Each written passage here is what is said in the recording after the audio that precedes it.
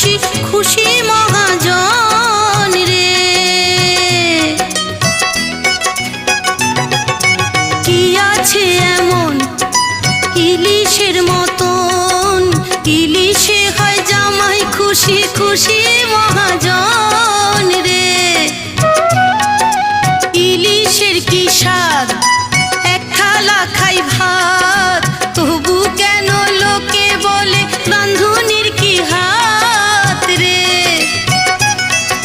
খরসে জোগায় চালে আম সত্য গালে, হাসে ইলিশ ঝিলিক দিয়ে আমার গলার হারে।